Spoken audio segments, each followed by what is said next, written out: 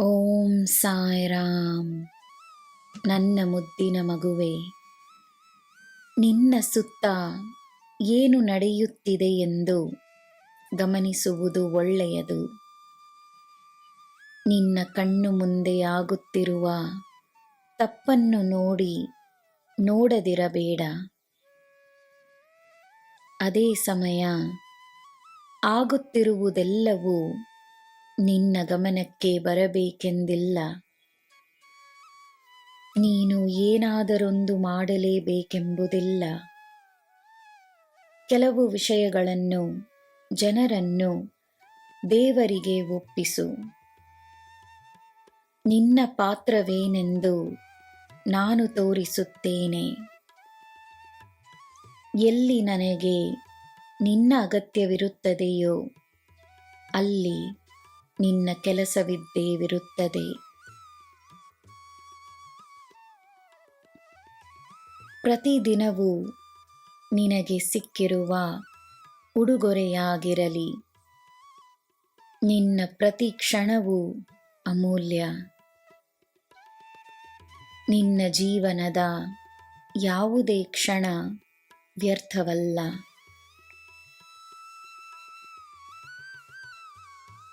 ಯಾರಿಗೆ ನಿನ್ನ ಅಗತ್ಯವಿಲ್ಲವೋ ಅವರ ಅಗತ್ಯವೂ ನಿನಗಿಲ್ಲ. ಇದೇ ಸತ್ಯ. ಒಡೆದು ಹೋಗುವ ಸಂಬಂಧಗಳು ಕೆಲವೊಮ್ಮೆ ನಿನ್ನಲ್ಲಿ ಒಡೆದು ಹೋಗಿರುವುದನ್ನು ಜೋಡಿಸುತ್ತವೆ. ನಿನ್ನ ದೇಹ, ಮನಸ್ಸು, ಆತ್ಮ ಎಲ್ಲವೂ ಸಮತೋಲನದಲ್ಲಿದ್ದರೆ ಮಾತ್ರ ನಿನ್ನ ನಿಜವಾದ ಶಕ್ತಿಯ ಅನುಭವ ನಿನಗಾಗುತ್ತದೆ.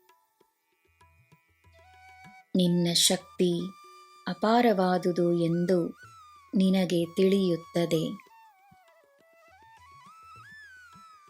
ನಿನ್ನ ಅಭಿವೃದ್ಧಿಯ ಸಮಯ ಬಂದಾಗ ಆ ಸಮತೋಲನವನ್ನು ಕೆಡಿಸುವ ಅಂಶಗಳನ್ನು ಜೀವನ ನಿನ್ನಿಂದ ದೂರ ಮಾಡುತ್ತದೆ.